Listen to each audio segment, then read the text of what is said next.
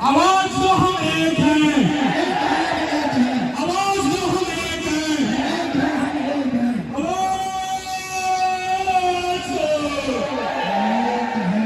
लगाइए साथियों, क्योंकि यहाँ की आवाज दिल्ली तक गुजरना चाहिए।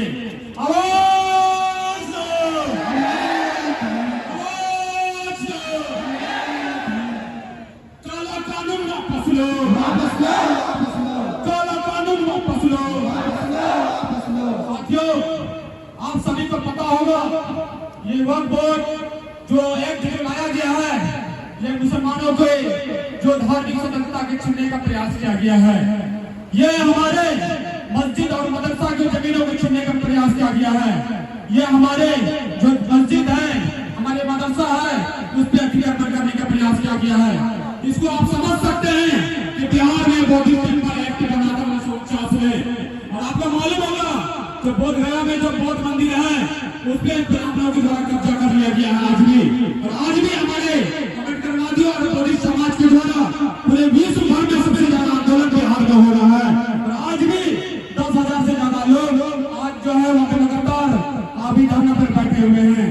आप सभी को पता होना चाहिए कि ये जो बीटी एक्ट 1949 में जो बौद्ध विहार के लिए बनाया गया था, सेम एक्ट आपके जो है ये वक्फ बोर्ड बिल के लिए बनाया गया है। और आने वाले समय में अगर हम लोग मजबूती के साथ नहीं लड़े तो वो दिन दूर नहीं कि मदरसा और मस्जिद के जमीनों को भी विकास के नाम पे सरकार के द्वारा कब्जा किया जाएगा और हम लोग मौन रहेंगे। साथियों, इस सरकार को मुंहतोड़ जवाब देना होगा, और सिर्फ हम लोग अकेले लड़ने से या अकेले एक सभा करने से यही नहीं होगा। आप लोगों को पता होगा कि एनआरसी सीए की लड़ाई हम लोग हार चुके थे, 3 तलाक की लड़ाई हम लोग हार चुके थे, कि मामूली से एक जनसभा करके हम लोग छोड़ दिए थे। नहीं, इस वक्फ बोर्ड बिल को, ये कानून को हम लोग सिर्फ यहीं तक आंदोलन का नहीं छोड़ना चाहिए। हमारे चंद्रशेखर आजाद जो बिहार में चीफ है, उन्होंने कहा है कि राज्य से लेकर देश से लेकर जिला हर एक गांव तक वक्फ बोर्ड कानून के खिलाफ हम लोग को लड़ाई लड़ने की जरूरत है। और हर जगह पे हम लोग को लड़ाई लड़ेंगे, और हर घर तक।